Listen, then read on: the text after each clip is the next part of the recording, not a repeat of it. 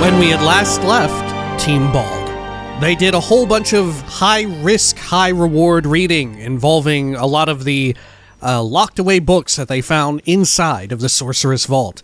Following that, they traveled back to the Elfsong Tavern, where they had a little fun getaway at the Laugh Riot, and lost to the current head comedian and his stunning power within the realm of comedy. And then they traveled out to the Stormshore Tabernacle. It was there that Gale was to have a meeting with Mystra. This is Baldur's Gate 3. Welcome back.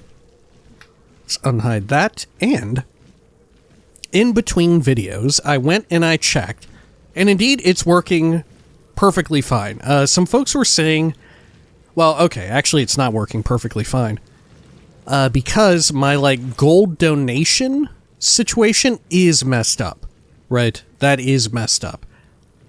But the rest of it is fine for the most part, and sort of the, I don't know what you would call it, the requirement, the threshold is exorbitantly high. It is either 4.5 or 5 grand that you need to donate. And it could be through valued items and all of that, but one way or the other, you gotta get it to them, right? And of course, our little donation menu is super whack. Now, someone had suggested, I didn't write down any names because I don't know, I saw it on a Reddit thread. But someone said that what they did, cleverly enough, was get a pouch and then just put high value stuff inside of the pouch and donated that. And you could do it with gold or whatever. And that worked, right? But I don't know if I want to even do it. You know, I don't even know if I want to do it. It's not exactly faith is incredibly important to my character. You know, maybe if I were playing a paladin or a cleric or something like that, I would be down for this, right? But otherwise, I think I may be good as is. I think I may be good for now. Alright. Let's see over here. Gond and Gripping Life by the Tongs. It's illegal to read this book. Is it really? Let me quick save. Let's see here. If I just read it, they're gonna get pissed as hell. I'm literally not allowed to read it. Even though the rest of this is totally legal. This feels like a mistake. Tempers are rising. It is illegal to read that book. You find is that Man, it is actually illegal to read it. I couldn't believe it. But true enough. Okay. Well, we'll read the rest of the free, permitted reading. They don't want you knowing about Gond. I think that's who it was, Gond, right? I mean, sounds like we're going to have a close encounter with a few Gondian gnomes, right? In some way or another. Okay. I can't help but wonder if that's an oversight. Yeah, because look, these are okay to read. Hear my prayer, please? No flavor text. Give it a read. A scroll scrawled with an unsteady hand. Look, I'm not sure about this whole divine thing. I don't know much about you lot, and I reckon you don't know much about me, on account of never praying before. Thing is, I don't want to die. Don't want my sheep to die either. This absolute thing on the horizon stinks. Not in the good way a sheep stinks, but in the bad way that a corpse does. So if any of you are out there, can you fix it? Stop them, please. Thanks for listening, reading, whichever. Yours faithfully, Barney Pins. Prayer to Tempest. Lord of Battles, Foehammer, protect me in the battle to come. Let my sword ring true against the armies of the Absolute. Let me live to see another day. Wonder who wrote that in. Okay. Well, let's look at all these here. Nothing in that. a plea here in this, like, lectern. Is that, what would you even call this? A desk? A plea? Blessed Vicar, I beg your aid in a matter most grave. Some ill-meaning magus has afflicted my household with a series of hexes.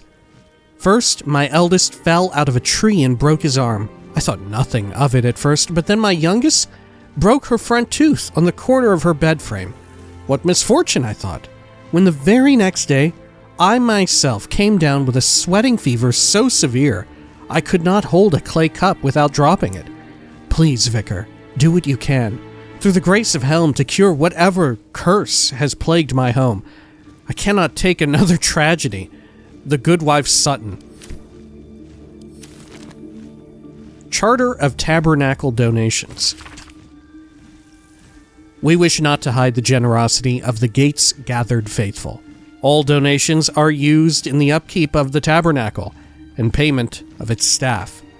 This worshipful season. Helm, 50,000 GP, 9 cattle flock, a selection of precious gemstones, 16 severed eyes. Please note, offerings of viscera are highly discouraged on Tabernacle premises.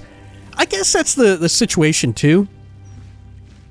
When you're selling to a vendor, you're selling under the estimated value, aren't you? Or does the displayed value scale with your own charisma? Right? Or persuasion. Yeah, it would be persuasion. Does the value that you see displayed scale with your own persuasion? I would assume not. I assume that's like the base value, you know?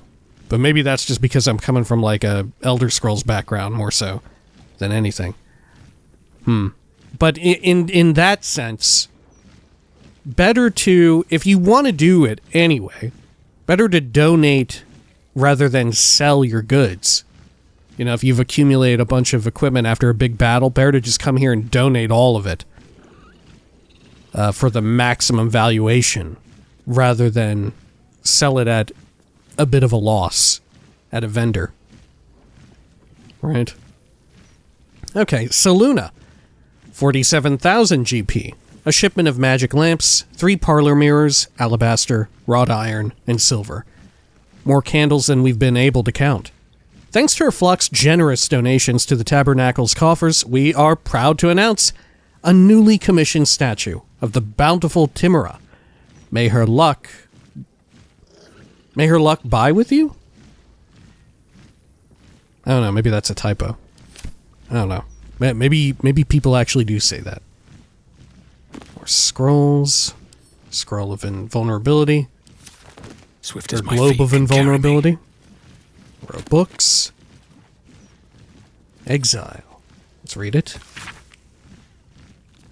The author of Gnome Father also penned this book, a much bleaker read.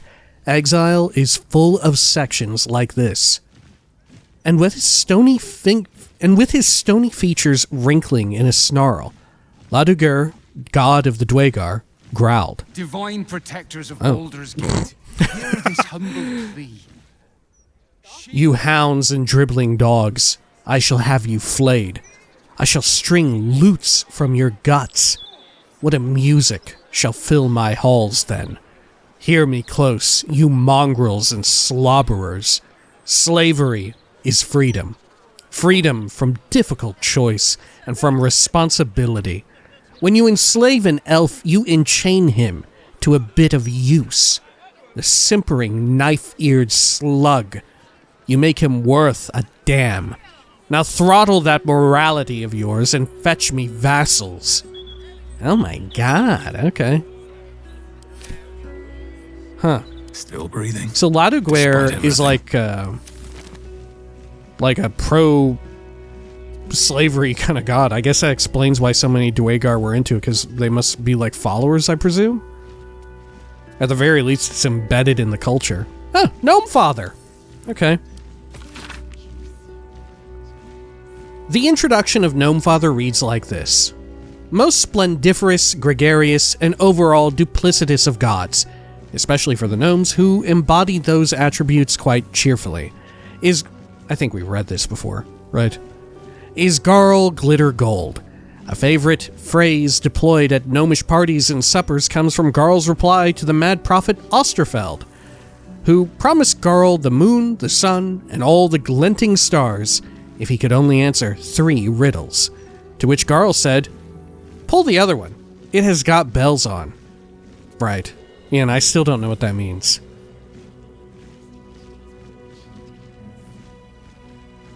Yeah, I have no idea what that means.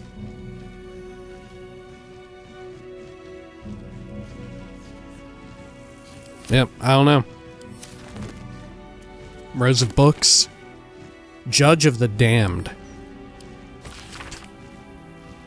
An excerpt from the book in which Iphigene Mogros discusses the strange theistic history of mortals becoming gods. Oh. There have been many lords of death who cast judgment upon souls lost and found alike. Among them was Kelemvor, a hard man of harder convictions. As a mortal man, he was a mercenary with a paladin's stoic beliefs hidden under a crust of scowls and grumbles. As Lord of Death, he was forced to mellow both aspects of himself, for the impulses of a man and a god are not consummate. Mortals are allowed caprice, but immortality wears that stone smooth, quickly, and Kelemvor chose cool prudence over cold malice. More books here. I still don't know how to say this person's name. Elisa Tree, Lady Silverhair. Sparing no detail, no matter how innocuous, this tale grants the reader comprehensive insight into the life, death, and rebirth of the child of Lolth and Corellin Larethian, the goddess Elisatri. One section runs thusly. An important note: immortals like Elisatri view relationships differently than we do. The gaze is cold, abstracted even in the most passionate and vivacious of gods such as she. Think of Telemann's Theatre of Distance. The viewer is somehow allowed space from the action of the play, while still being immersed in the experience. That is how deities think. That is how they view everything. In an auditorium of icy long infinity, in the nosebleed seats. No wonder Elisatri smiled and wept with equal fierceness when she defeated her mother.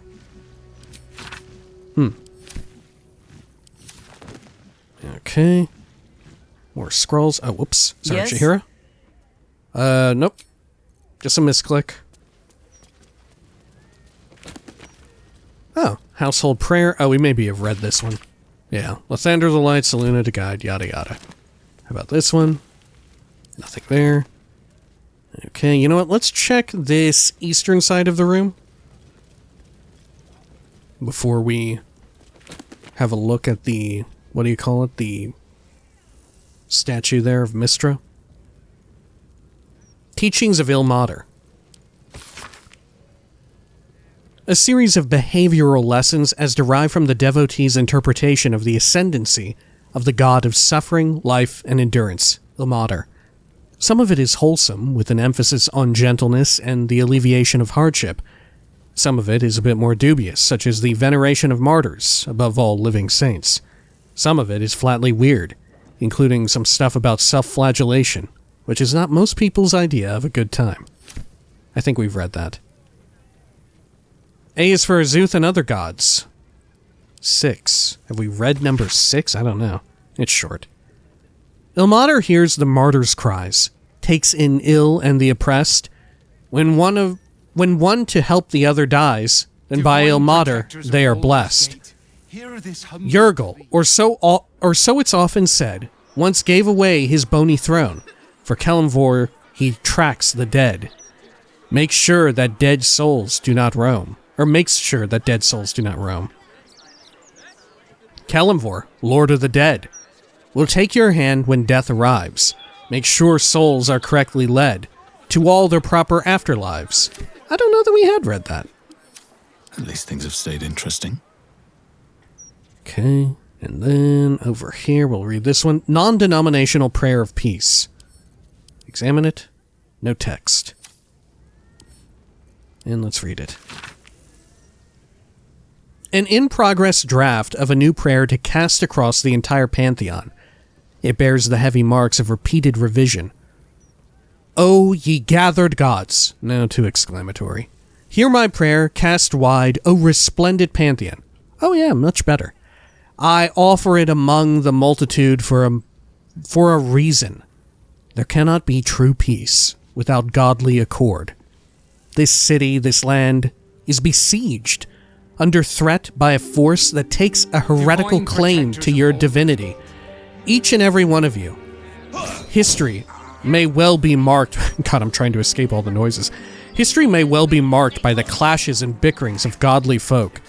But there is one fact upon which you all must agree. Yes, even you, Talos. Divinity is earned, not simply claimed. While heretics stalk this world and threaten your faithful, please, broker, even a mote of peace between yourselves. We need everything we can get. And all gathered faiths, hear our prayer. Okay, got a spear there. Statue of Helm. Yeah, some melee equipment. Okay. Oh, scalp spike helm. I don't think I've ever seen or read one of those. Have I? Equipped with a tall spike jutting up toward the sky. +1 con save throw. The Layperson's Guide to Holy Exorcism. An instructional script for exorcists to read from when removing possessing spirits. Now, we understand that possession can be a scary and difficult time. It's perfectly normal to have concerns and questions about the process, but please keep them until the end. In the next minute or so, I will perform a harmless exorcising incantation called, read as appropriate, Dispel Evil and Good, person, / remove curse, item, that will have your, read as appropriate, person / item, freed from otherworldly influence in no time. So, your beloved, read as appropriate, person / item, was recently exorcised. We understand this can be a difficult time. Okay. The Soul Forger. Let's read it. Introduction to the Soul Forger. Dwarven myths are so engaged. Hang on, what if I pause time? Maybe that'll do the trick. Dwarven myths are so engaging because the skeleton of their story is tied to a craft of the modern era. The bones are made of steel, iron, nickel, copper, and a whole host of metals alloyed and superheated and fused together at the joints of a legend. Moradin, Soul Forger All-Father, is said to have crafted the dwarven species from the very core of the planet, Abir Toril. By retelling this story, dwarves link themselves to the craft of blacksmithing. They have, in one fell swoop, tapped an ore vein of metaphor and discovered a seam of cultural import. They tapped an ore vein and discovered a seam. Good lord.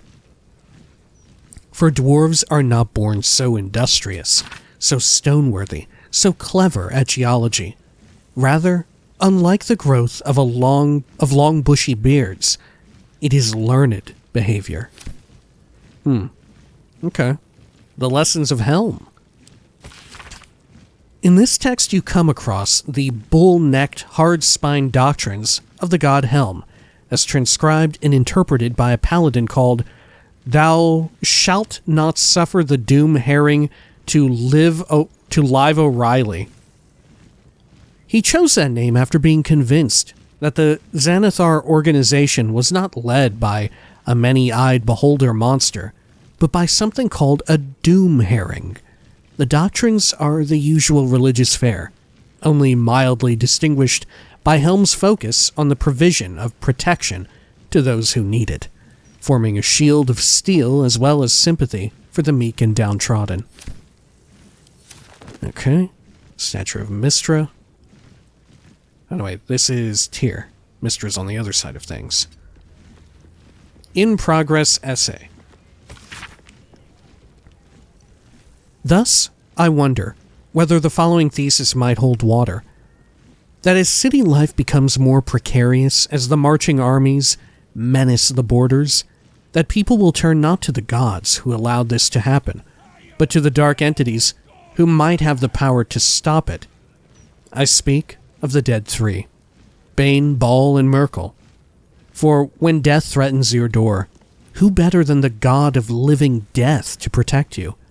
Is it not better to murder than be murdered? And through domination in its purest form, is not the dominator protected? I predict, then, that the coming days will see a wave of conversion, such as we have never seen before.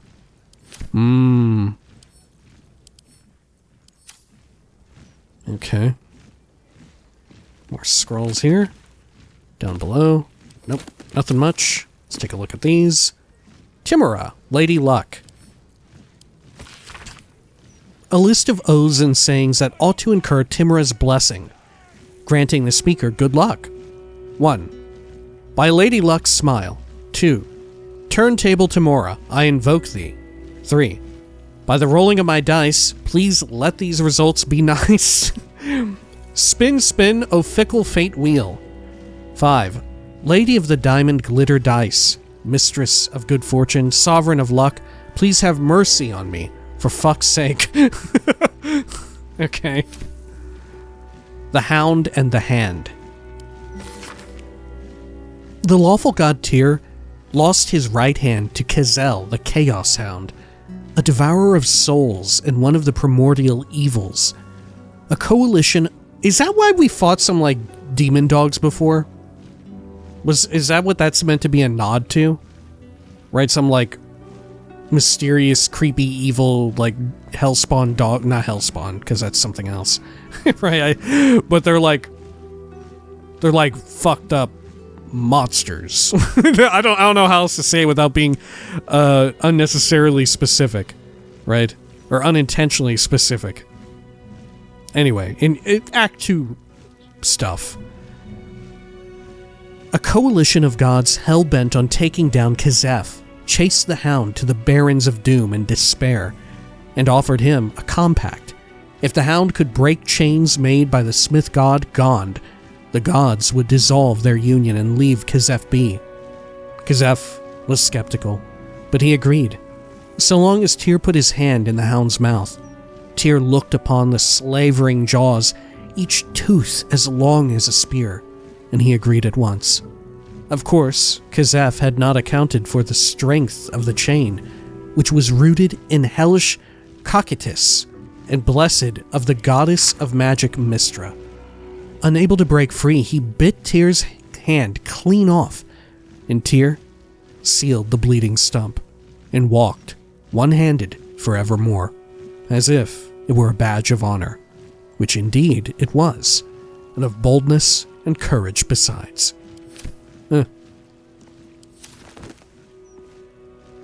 Oh yeah, look at that. Statue of Tyr. One hand. Got some scales there in the other, though. Sort of prosthetic. Okay. Well, let's check over this way. Now we've got an ornate wooden hatch. Saluna's devotee. Oh wait, I can actually take that one.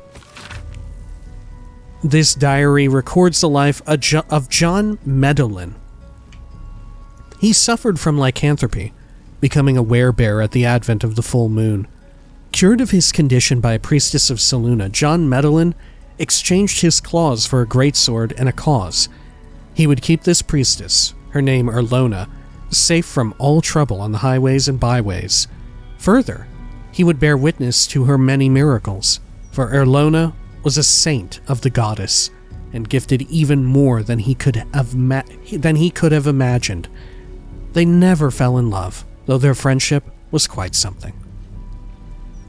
I think we read this one before. It is interesting that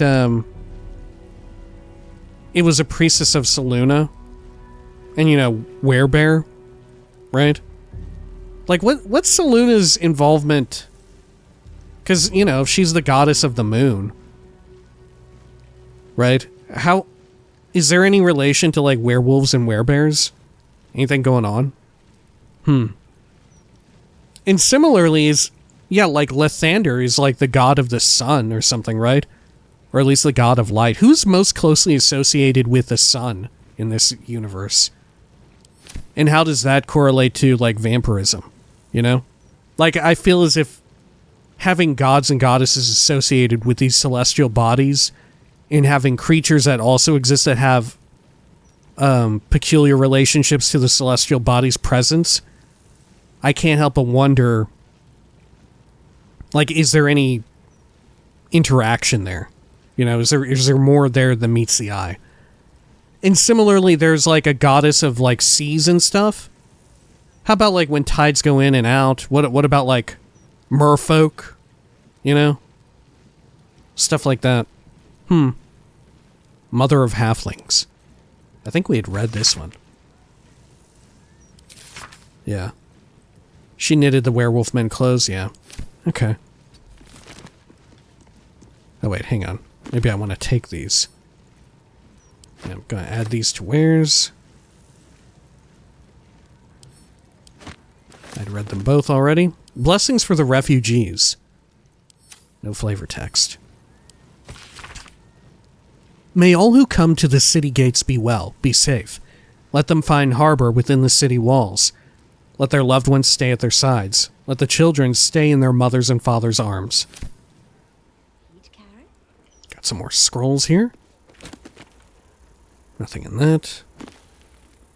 And scroll of wall of ice. Okay. Ornate wooden hatch there. We could break into that easily enough. We could definitely do it. Let's get some more speed here. I think pausing time did the trick. Dedications to the Pantheon. A scroll of basic prayers to major deities of the realms. Bahamut. Leave me blind to all but the true light of justice, O valiant one. Corellin. I bid my soul glide across the moon and stars with you, Elf Father. Elicitry. Run thy sword across my chains, Silver Lady, that I may join your dance. Garl Glittergold. Grant me but a fraction of thy wits, sire. It is all one could need. Grumsh. Guide blade to gut, neck, and still beating heart. Hear me! Helm. Keep my path in your unfettered gaze, Lord. I shall not err if you are watching. Ilmater. Until... What? This must be a typo. Until I can bear a fraction of your burden, sufferer, I shall. Kalimvor. Look not upon our sins, Master of Scales, but measure the worth of your most grateful dead. Laduguer. We walk amongst the filth and dreck. Let the harsh command of your eternal tasks drive our footfall. Lathander. I shall let all who dwell in dark feel your holy dawn, Morning Lord. Hear my prayer. Lolth. I spin thy web of chaos, Mother. I spin it in your name. Let not the threads unravel. Mayaliki. Guide my path as only you know how, in whispering leaves and slowing grassland. Moradin. Hold my hammering hand firm, my crafting mind steadfast, and the tools I form perfect in your image. Mystra. I speak into your weave my supplication and faith, and hope the magics I hold are pleasing to your eye. Ogma. Whatever I may say, you know already. Thus I will speak our knowledge to those without it. Selûne. Let your moon be my light. and I shall let my sword be your shining symbol. Shar, Mother of Night, darken my step as I walk among the light. Hear my prayer. Oh. Sort of the counter to Lathander, they both say hear my prayer at the end. Talos. Hold me in your tempest, Stormbringer. Keep my strength in hand. Tempest. Mighty Foehammer, lend me your strength as I wage your righteous war. Tiamat. Many mouths speak your hunger into this world, mistress. Let me be the loudest. Timora. But a glancing touch of your grace would befit me well, Lady Luck. Are there clerics who, like, specialize in luck and shit like that? Right? Are there, like, Timoran clerics who are very roguelike? Like, already, what do you call it? Cleric of Trickery? That, Shadowheart used to be? Was very roguelike, but are there ones that even dial it up further? Is there such a thing as a cleric that studies under Timora? Tyr, let me be your eyes, blind one, and cast your justice upon this world. Oh god, some Githyanki. Vlakith, amazingly. Tla Vlakith. Chirki. Tla Vlakith Tavki. Tla Vlakith Lash Kla. We should ask Lazel what it means. Yondala. Fill my cup with plenty, mother. May it never run dry. Hey, Yondala. World Books. Magical Histories Volume 1, The Origins of Mystra, which I believe we have read. Yeah. Larethian. I don't think we'd read this.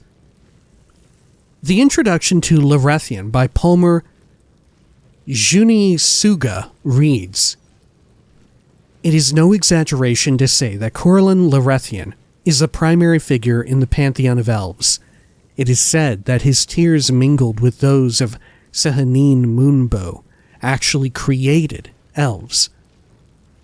As in all myths, the physiological reverse oblation God gives to his people is interesting. The elven people are not formed from Corlin's hip bone, his throat, his testicles. Instead, they arise from an expression of sorrow. Some scholars frame them, then, as an antidote to his pain. Corellin was, at the time, experiencing loss and feelings of betrayal. More traditional thinking, and here I quote the elven sage Afer Lokellen, places elves as sad as a species can be. This rings truer for me. Life, after all, deposits its fair share of difficulties on those burdened with living it, and elves endure a long, long time. Oh, boo-hoo, the elves get to live for a long, long time. How sad for them. Boo-hoo-hoo. Okay. Let's end turn here, or end turn-based mode. And let's interact with this thing. Do a quick save just in case. Quite a bit of reading in here, huh? Okay, oh, it's actually illegal to mess with that center brazier. The other ones are fine, but the center one, no good. There she stands, just as Elminster promised. Mystra, goddess of the weave, mother of all magic. The old man wasn't lying. She's opened the summoning channel. Can't you feel it? Gale's right. The very air around the statue crackles with magic. It sets your teeth on edge. A stream of pure, undiluted weave. I only have to reach out, and it will carry me to Mystra, wherever she may be. Well? Are you composing a poem in your head or some such? Time was, I'd have given my right arm for a chance to speak with Mystra again. The left one too. Maybe a knee. You're ready for this, Gale. You don't owe her so much as a fingernail. She asked you to blow yourself up. I don't think she's that kind of goddess. You don't owe her so much as a fingernail. She asked you to blow yourself up. Not the message one hopes to receive from a past lover. But her first love was always the weave. At best, I was a close second. Good When Lord. I pictured this moment, I thought I'd feel more in control. Yet, here I am, with palms sweatier than a bugbear's armpit. I always wonder what being nervous would feel like. I hate it. Do you know what you're going to say to her?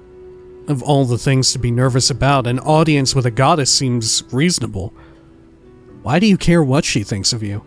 Pull it together, you're going to make a fool of yourself otherwise. Why do you care what she thinks of you? For a wizard, to have the love of the goddess of magic herself. God, he wants her back, huh? An experience beyond expression. During my time locked away in Waterdeep, I prepared a quite comprehensive speech for her on the subject of our former relationship and the manner in which it ended. Alas, recent events have rendered the majority of it moot, so I'm going to have to improvise. Unless you have any words of wisdom to impart before I go. You're not taking me with you. Seek her forgiveness, Gale. It might be your only hope of curing the orb. Make her squirm. Tell her the crown will be ours soon enough. Don't give anything away. Just find out what she has to say. You shouldn't go to her, Gale. Don't give her the satisfaction.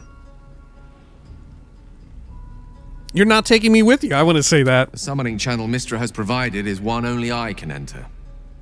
No matter how much I prefer not to face her alone. Okay.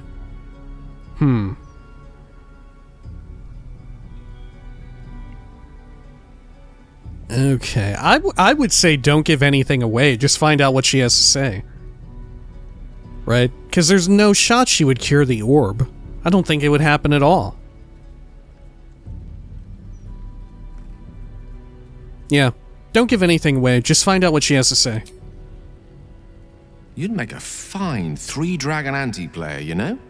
I think it's best I keep a cool head going into this. Approach it like a particularly high-risk round of 3-dragon ante. I'll let Mystra show her flight, and then I can see how strong a chance we stand of winning the gambit. I'll only be gone for a matter of moments. The Outer Planes experience time quite differently to our own. Wait for me. Please.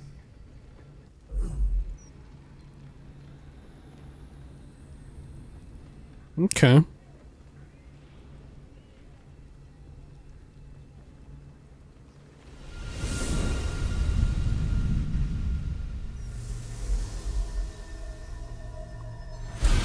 Oh, we're gonna get to see it. Gale of Waterdeep, you look well. As do you. But I assume we're not here solely to exchange compliments. So why am I here?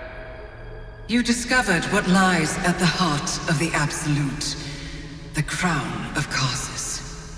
And you disobeyed my instruction. Why? Because you had no right to ask that of me. You cast me out. Remember? You were my lover, my chosen. Yet still you know so little of me. The past cannot be undone with self-pity, nor can a future be forged. Only with the truth will you see the way ahead. The fragment of magic you tried to return to me was not of my creation. It was the Karsite weave. It is a corrupted, half-born magic, wrought in the brief moment Karsus ascended to godhood. It hungers for power, just as he did, and it can never be sated. You unleashed something that would consume all magic in existence, and yet you thought only of preserving yourself. So that's what you're scared of. With the crown of Karsus reforged, I could take control of the Karsite weave. You can no more control the Karsite weave than a weather vane. could control a storm. That it entered your body and consumed no more than your powers was a miracle. But we will not be granted another. The only reason the orb sleeps is because I have allowed it to feed on the true weave. A temporary measure, but one that will not be enough to save us. With each day that passes, the Elder Brain threatens to become a new kind of god. Its worshippers, a scourge of soulless illithids. If you will not use the orb to end this abomination, then you must find a way to separate crown and host. When you've done this, you must surrender the crown of Karsus to me. A great ask indeed. You've given me much to think on, as you always did. So be it. Follow the needle of your own wisdom. We shall see how truly it leads you.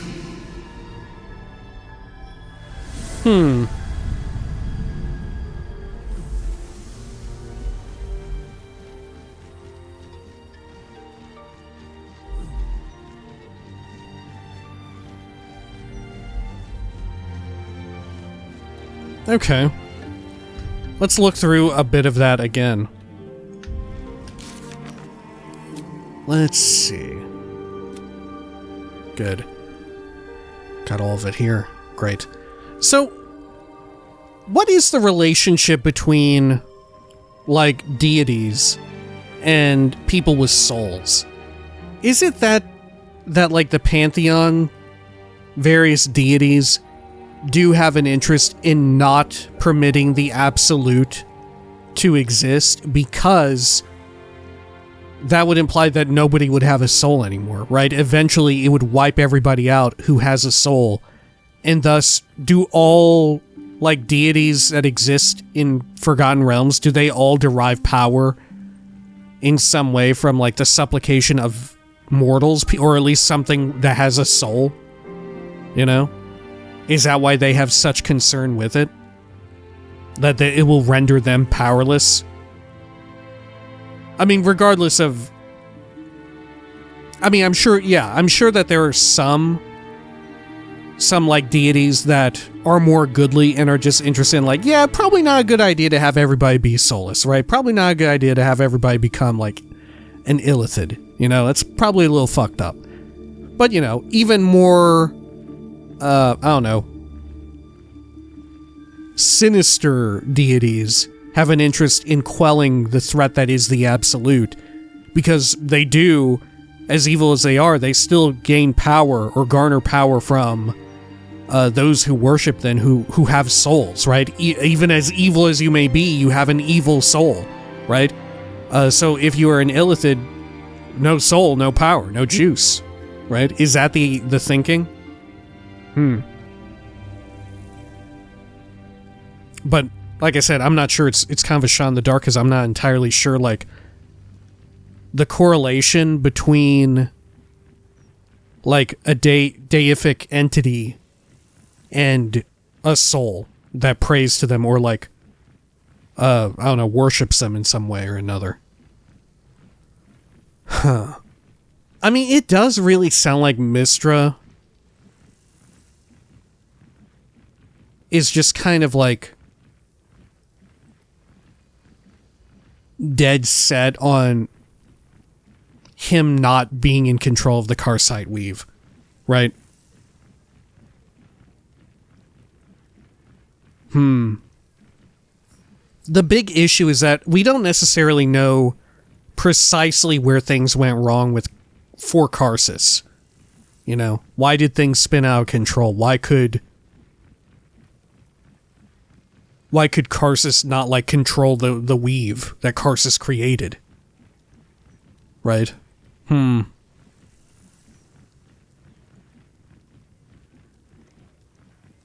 What's even more wild is the sort of revelation here that a Karsite weave even exists, right? Right, Karsus, for all of his folly and stuff, did manage to create, like, an off-branch of the weave that Mystra kind of has no way of controlling, you know? Like, the real question is, at the end of the day, at the top of our list should be, how the hell do we help Gale? How do we get this fucking orb out of Gale? How do we do it? Right? Obviously, Mystra, like, we can't go with Mystra's plan because Mystra's end goal is, like, have Gale fucking blow up, you know? Like, can she cure the orb? Does she... Yeah, if it's... Depending on how closely aligned the orb is to the Karside Weave, she has... Yeah, it's not of her creation. The fragment of magic you tried to return to me was not of my creation, it was the Karside Weave. It is a corrupted half-born magic wrought in the brief moment Karsus ascended to godhood. It hungers for power just as he did. It can never be sated. Yeah. I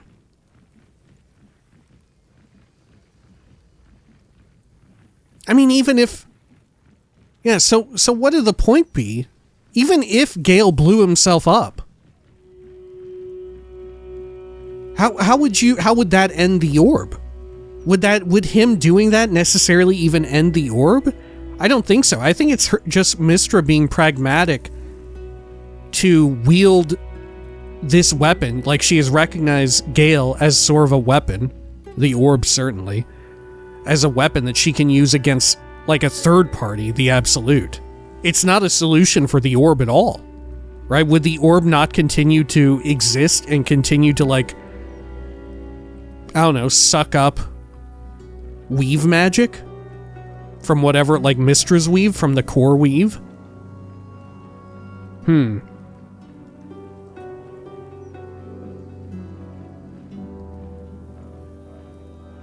If you will not use the orb to end this abomination, then you must find a way to separate crown and host. When you've done this, you must surrender the crown to me. Huh. Well, what about the orb, right? Like, it's going to keep sucking up weave, isn't it? Will it even continue doing that once, like, Gale dies, even if Gale dies of, like, natural causes? Rather than, like, exploding or imploding or combat or anything like that? Yeah, if Gale dies in combat, and you revivify him, it's still there, right?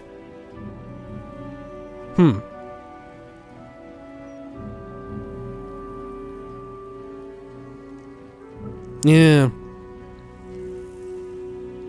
Would the idea be that she would just potentially do Gale a solid and be like, well, you've given me the crown of Karsus, I guess I'll just feed this fucking orb enough weave, enough magic, until, like, whenever your time is up, and then we'll cut it off or whatever and see what the hell happens, or we'll make a plan for it then. You know? Yeah, like, the Nethery's orb, it seems like such a huge fucking deal, right? Compared to every other follower's, like, problem. Is it not perhaps, like, the biggest situation to contend with? Right? Like, it's not only Gale's problem, but it's a problem that affects, like, all of magic, right? Like, Gale seems incredibly important in that sense. Yeah, who else even comes close to comparing to that, right? Like, Lae'zel deals with an important figurehead, but even that doesn't affect, like,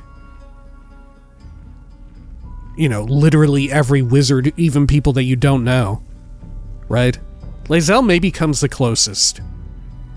Right, Shadowheart, her situation seems way more personal and way more, like, interior, as far as we know.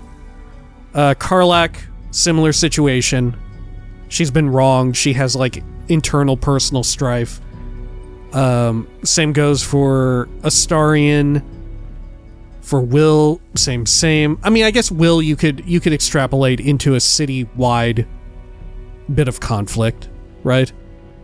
Yeah, Gale is kind of like the odd one out in that his special problem is, like, not just his problem, right?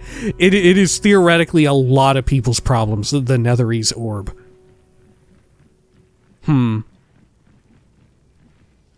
Okay. Very fascinating. But at the very least, she's okay with him not using it to blow himself up. So we've made we've sort of furthered the situation, right? There is a light now in sight. Okay, let's do a quick save here and then speak with Gale.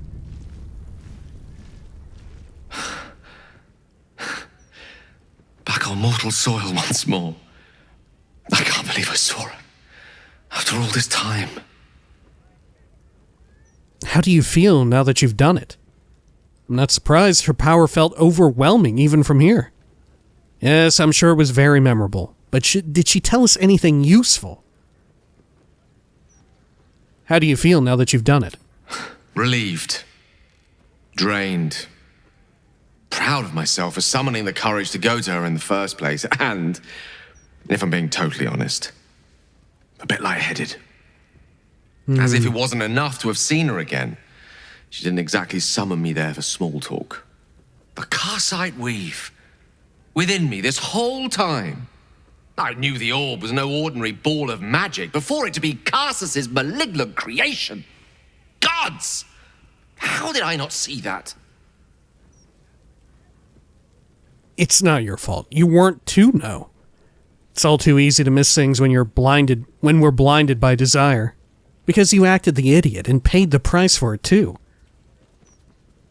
It's not your fault. You weren't to know. But I should have known. What right had I to go about declaring myself an archmage when I was as foolish as a common apprentice in setting such an entity loose? At least now I'm armed with the truth. And Mystra's expectations. Sounds like the door to redemption is open at last. All I have to do is walk through it, carrying the crown of Karsus. Is that what you want? Then we need to take this chance. You deserve to be cured, Gale. When you put it like that, it sounds rather easy. Sod redemption, with the Karsite weave and the crown, you could be a god.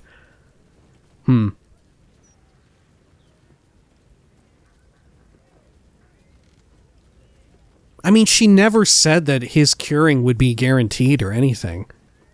Right? Granted, he didn't ask, which is maybe partly my fault. Huh.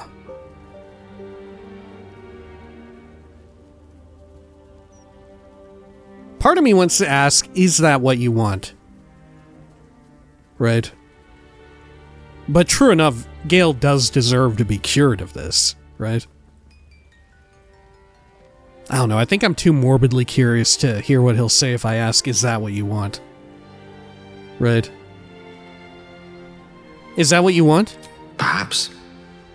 I see few other options open to me.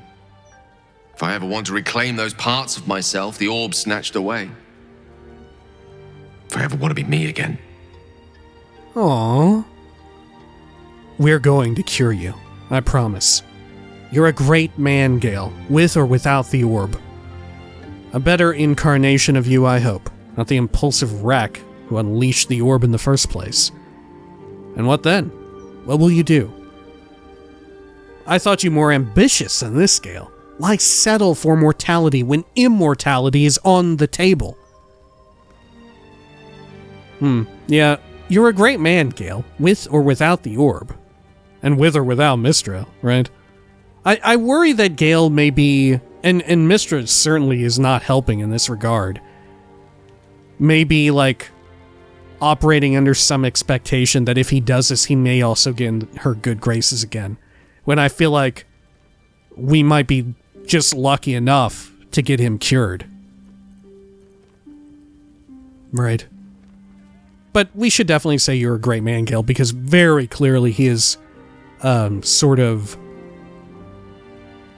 expressed a lot of feelings of self-doubt and like having very low self-worth, you know? And very obviously sort of anytime he expresses like bravado or that typical sort of like wizardly, like, know-it-all attitude that we kind of enjoy from him. It reads very much now as like a sort of defense mechanism, you know? Once again, parallels, right? Can't help but bring up Astarion, who does very similar things, but Astarion does seem decently sure of himself, right? But more so decently sure of himself in that he is sure that he is, like, fucked up, you know? Like, Astarion is sure of the person who he is, and he believes that he is, like, a fucked up dude, right? That he's a fucking villain, and thus should act villainously. Okay. Yeah, we should say this. You're a great man, Gale, with or without the orb. I'll have to disagree with you there. Having not one but two parasitic entities within your body does very little for one's faith in one's personality. Still, I should take the compliment with the same generosity it was given, so thank you. If I could promise you one thing in return for your faith in me, it's this. I will use everything in my power to ensure we defeat this evil. I will not let you down. Now, I believe we've a date with an elder brain to get to. Shall we? All right. Well, that went pretty well. Did we get quest complete already on that? Let's see. Main quest, companions. Wizard of Waterdeep. Gale met with Mystra in the Outer Planes. She told him of the true nature of the orb, that it is the Karsite Weave, a half-formed magic created by Karsus when he sought to become the god of magic. Mystra asked that Gale seize the crown and then return it to her, in exchange for which she will rid him of the orb. Oh, okay. Sure. Claim the crown for himself, and then the Karsite Weave would answer to him. Right. Let's see. Dialogue. Did she actually say that, though? I mean, I guess if the quest log says it, it has to be true, right? Let's see. Mystra. Yada yada. You were. Yada yada. Huh. I like that she stops at, like, the third or fourth sentence she says to Gale again is like, you were my lover, you still know so little of me. Okay. It was the Karsite Weave. It is corrupted. It can never be sated.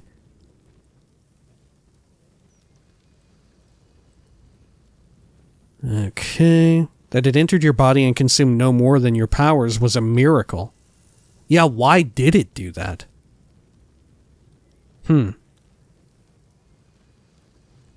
Why did it do that?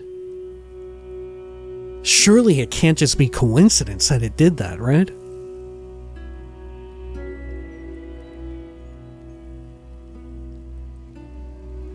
Okay. Yeah, very, very curious stuff. Can we talk to everybody else about this? Jaheira?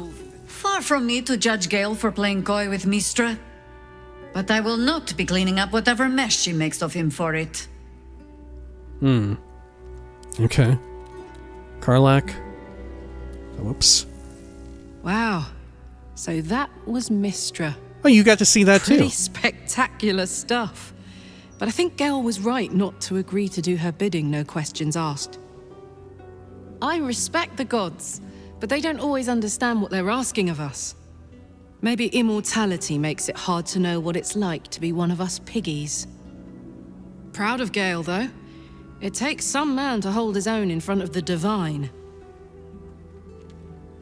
Okay, yeah, well said. Let's go back to camp. Can we check in with everybody else about this? Oh god. The fucking vine situation here is wild. Okay. Maybe I can throw water at it. Can Can I throw this water at it?